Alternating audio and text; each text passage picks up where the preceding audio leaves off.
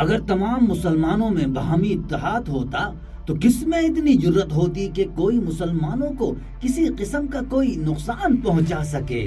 بالکل، ہمیں چاہیے کہ ایک دوسرے کے ہاتھ میں ہاتھ دے کر اتحاد کا مظاہرہ کریں، اور اللہ کی رسی کو مضبوطی سے پکڑے رہو اور آپس میں تفرقہ نہ کرو، اور اللہ کی نعمت کو یاد کرو کہ تم لوگ آپس میں دشمن تھے، اس نے تمہارے دلوں میں الفت پیدا کر دی تو تم اس کی نعمت سے بھائی بھائی بن گئے۔ یہ قرآن ہی ہے جو ہمیں متحد رکھ سکتا ہے۔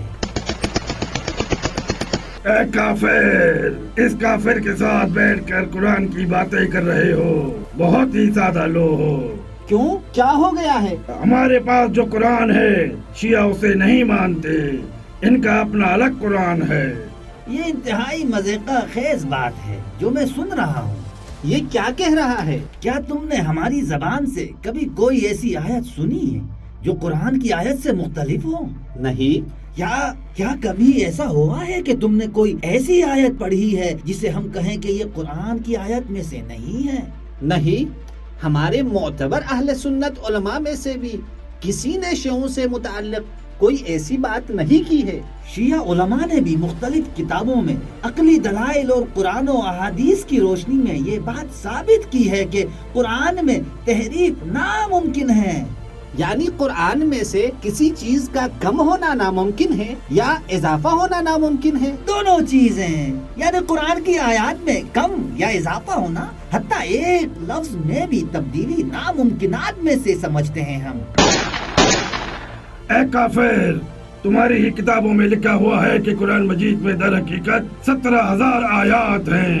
ایسی روایات تو ہماری کتابوں میں بھی مل جائیں گی۔ اتنی ساری واضح روایات کے ہوتے ہوئے ایک دو ایسی روایات کی کوئی حیثیت ہی نہیں ہے۔ صدیوں سے ہم سب ایک ہی قرآن کی تلاوت کر رہے ہیں، وہی قرآن جو مصر، لبنان اور عرب ممالک میں اہل سنت کی طرف سے تھاپا جاتا ہے، اسی قرآن کی ایران، عراق اور پاکستان سمیت دنیا بھر کی تمام شیعہ مساجد میں تلاوت کی جاتی ہے۔ تمام مسلمانوں کا یہ عقیدہ ہے کہ یہی قرآن جس کی پوری دنیا میں تلاوت ہوتی ہے، اس کا ایک ایک لفظ وہی ہے جو رسول اکرم صلی اللہ علیہ وسلم پر نازل ہوا ہے۔ اس میں شیعہ اور سنی کی تو کوئی بحث ہی نہیں ہے۔ کیا تمہارا خیال ہے کہ اپنی ان بے بنیاد باتوں کے ذریعے ہمارے درمیان جدائی ڈال دو گے؟ کیا تمہارا خیال ہے کہ ہم اتنی آسانی سے تمہارے بہکاوے میں آ جائیں گے؟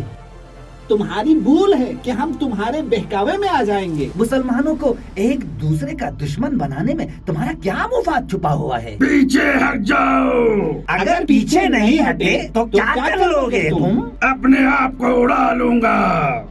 چلو پیچھے ہٹ جاتے ہیں۔ اب اسے پھینک دو۔ اب جب کہ اسے نکال ہی لیا ہے تو کیا ایسا ہو سکتا ہے کہ بٹن نہ دباؤں؟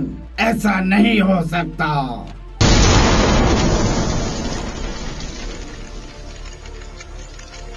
ملت تشیع کی نمائندہ آواز، اصحاب امام 313۔